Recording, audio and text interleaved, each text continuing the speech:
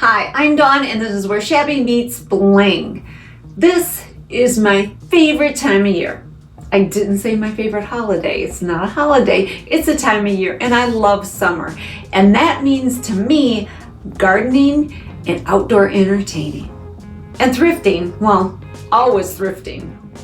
Always. This is Summer Inspiration. I would like to thank our hosts, Lorraine from Lolly D's Creations and Katie from Lady Red Crafting, as well as our guest host, Monica from Up All Night DIY. You're going to find the links to their channels and this playlist in my description box below. So one day I rolled into my favorite resale shop and came across this. It is an Imperial Mark a lawn spreader. It spreads seeds and fertilizer and whatnot, and she is very vintage. So I bought her for $5. The cool thing about this is it was actually manufactured a town right next to me in Polo, Illinois. I love finding things that are made local and are vintage, so it's a win-win. I couldn't find too many that actually listed a price, but this one says it was going for $45. And take a look at that orange color. OMG-ness. It is awesome. Would love to have that for fall. I'm going to be using my Imperial Mark as kind of a traveling planter. Once it's planted, I'll be able to wheel it anywhere around in my yard this summer as I'm entertaining. If I need a little splash of color here or there, a little extra something, there it is. I'm using an old seed bag, corn bag actually, this one is, to act as a liner. I use these all the time. You can tell I've used this one in particular before for another project. I fold and adjust it to fit this particular container. Then I come back and add some rocks to the bottom to aid with drainage. Both of the sides of this bag are sewn. You know how they have the seams? So water will escape in those places. If you feel you need more drainage, all you need to do is poke a couple holes in the bottom of the bag. I have not had that issue. This works good for me. Everyone has their own particular ways of doing things. I like to do things the way I have found they work for me and my garden. Now I'm adding soil, and believe it or not, this is not like a high quality garden soil. This is topsoil. I use topsoil all the time. If you've ever seen videos of my gardens are beautiful and things grow well. I don't have issues. So topsoil is an inexpensive, if you get a decent topsoil, an inexpensive and good way to go. Now it's time to add some plants, and all the plants I'm going to be adding, with the exception of 3 different things, are out of my own garden, things that have become overgrown and need a new home. One nice thing is that at the end of the summer, I can pull these out and put them right back in the ground in a new location where I need some extra greenery. I keep adding soil to the areas that need it to build up the shorter plants, so once planted, they sit near enough to the top of the container to be seen. You don't want to have to lean over the container to see the plants. I'm treating this like a live floral arrangement. Just because it is not in water and the stems have not been cut, it's no different. It is absolutely no different. I am adding one tall item to the back, a third of the way from one side, and then different textures, colors, and heights through the rest of the container. I keep adding the plants till I get them situated the way I want. I make sure all roots are covered, and once they're all in, I will fill the entire top of this with mulch to help hold in the moisture through this sizzling summer. I will be adding a couple of thrifted garden tools as embellishments in my planter. This one I picked up for $1. This is my trellis and my beautiful wisteria, and she is out of control. So I am going to add a couple of elements to this area so she has more room to branch out. Branch out. In 4 different locations on this trellis, I have planters. 2 in the middle by my gate and 2 on either end. It's the 2 on either end that I'm going to address right now. One of the solutions, and it's a small one, is to create spheres out of those planters, to add 2 more planters on top of each of the other planters, upside down, of course, to create that sphere. I found these at Ace Hardware. They were originally $48.99, and I picked them up for $11 each. They are solid, heavy wrought iron. A little welding, and these will assist in giving my little vines more places to creep and crawl. I remove the coconut liners and the chains from each of the planters, and then I add a finial to the top of each one. This will make them coordinate with the new arbor that is about to be installed. This is the arbor that I purchased. I absolutely adore it, and you can see the spheres with the little finials on the top of each side. We will be installing this, but not using the gate portion in the same location. I have plans for it somewhere else. Yes, indeed. But that is way down the road. Now it's time to set a couple of posts. These are 4x4s, and we've dug holes that are well below the frost line. Know your frost line. If you don't get them deep enough, they will not hold. Then you backfill with Quikrete or concrete to make sure you're nice and solid. Now that that's done, I have some weeding to do before we can continue. I love garden tools. I love any kind of tool that's going to make my job easier with whatever it is I'm doing. And when I was asked by GrootPow to try a couple of their new tools, I was delighted. This little number is a stand-up weed puller. I can't wait to get it unwrapped and see what she can do. Now in the storage position, the aluminum fiberglass foot pedal extends out with a flip of a button to assist you in pulling weeds. There's a hole at the top for storage if you would like to hook it on something in your garage or shed, and the L-shaped ergonomic handle is comfortable and easy to grip. In the center of the cast iron shaft, there is a sliding handle for easy, hands-free weed release. The Tri-Dragon grip combines serrated stainless steel prongs with a shovel claw for precise gripping, power, and precision. Now that I'm familiar with what the GrootPow WP5 weed puller is capable of, let's put it to the test. Here's my first target. We're gonna try to get this weed. I am centering it right in the middle and pushing it down. Then I'm gonna rock it back to see what happens. And lo and behold, boom. Look at that. More like Groot. Wow. Look at that. It got the whole weed. Now let's try that sliding handle, and there she goes. That was easy. Oh my gosh. Oh, we gotta go find some more weeds. There's a lot of them. The area between my sidewalk and the street has always been a weed problem. So I'm gonna try the GrootPow right here and see how she does. Here's my next target. I'm going to line it up. I am going to push it down and just gently rock it back. And look at that. Look at that. I'll tell you one thing.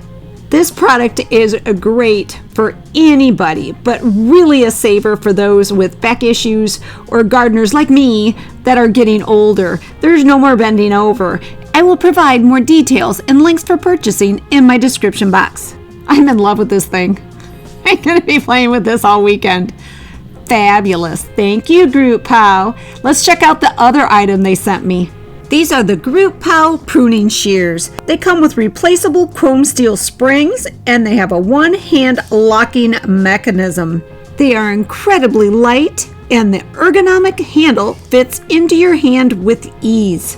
And they are equipped with an SK5 carbon Teflon coated blade for durability. Let's head outside and we'll see what they can do. Well, I have to tell you, I got carried away. I came outside with these and I just started cutting. That's why they're a little dirty already.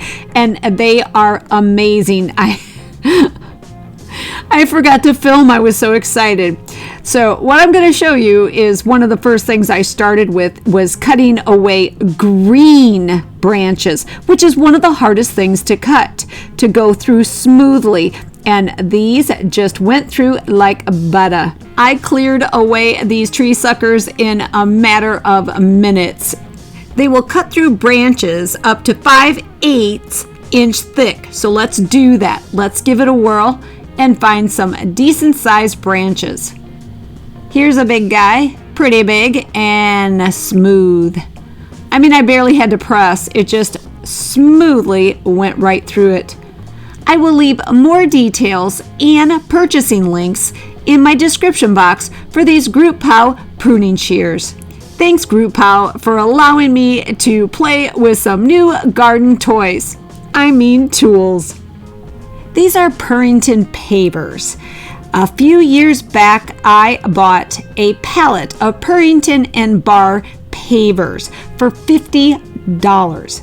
That's right, $50. It was on Facebook Marketplace. I knew I was getting a good deal. They usually at that time were going for $4 to $5 a piece. I had to dig them out of an old lady's backyard and load them in my truck myself, but it was well worth every minute because look what these things are going for now. I got quite a bargain. These pavers are more than 100 years old. This is just one way I've been using my pavers in my garden. This is a dry stack, which means no mortar of any kind.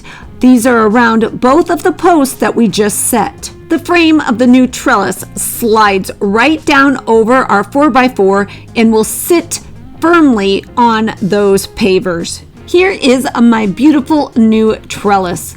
I am in love with it. It is gorgeous. It looked great online, and I'm happy to say it's even more beautiful in real life. You're probably asking yourself, what good does that trellis do so far away from the other trellis? Well, that's what the metal gas pipe is for. 3 pieces that have connected one trellis to the other and have been welded in place. Now it's time to give my vines something to really crawl on. I will be covering these 3 pipes with this metal fencing. It is flexible yet durable. I will cover them in an arched fashion until I get to the point where I'm coming into contact with the front of the new trellis, which has a very unique shape, and I will try to make my wire fencing conform to that shape. I will be using a very heavy gauged wire to hold it in place. Once I'm done, I will add these 4 gorgeous lanterns with battery-operated candles inside to light my pathway. One last little area that needs serious attention is the little strip of garden near the front of the property. I will be using this Thrifted garden edging as well as this curtain rod to add some accents in that area. The curtain rods are going to act as little ending posts for either side of my edging, but they're too long. It is very rocky in that area, and the ends are round, so very difficult to pound into the ground. If I were to use a Dremel tool or something like that to cut it, I would still have that same problem. So I measure out where I want this to be cut off, and instead of cutting it, I am pounding it flat, and then I will bend it back and forth until it breaks. That way it will go into the ground so much easier. I'm just using a rubber mallet, my hammer, and a piece of wood to make this happen. Everything's complete. Let's go take a look. Here's that strip of garden before, and here it is now. I wasn't able to get it totally finished. The rain has been coming, but I did get that garden edging in and my retrofitted curtain rod. Very happy with the way it turned out. It just needs a little more weeding and a little more mulch. Here's my Imperial Mark lawn seed spreader, all planted. You can see I added the mulch and those 2 rusty garden tools. I can roll this little planter anywhere in my yard. I even added a tea light inside that bulb planting tool. As I always say, if you can light it up, you should light it up. Let's take a look at my trellis. Here's one of the orbs that we created on one of the ends. I love it, and look how the wisteria has already taken over. It's claimed it as its own. Here you can see the lanterns with the battery operated candles, and you can also see how much of that new canopy has been overwhelmed by my wisteria. This was really necessary. My wisteria really needed more room to grow, and I love the look of this. It is so secluded. Here you see the entire trellis, the old trellis arch, the new trellis arch, and the canopy that extends and connects the two together. You can also see that beautiful gate and those two fence pieces that I found alongside the road, along with the pavers that I made. To see how those items came about, I'll leave the link to this video in my description box. The new trellis edition has become a favorite hangout place for some of the neighborhood birdies. This sweet little robin paid me a visit while I was outside working.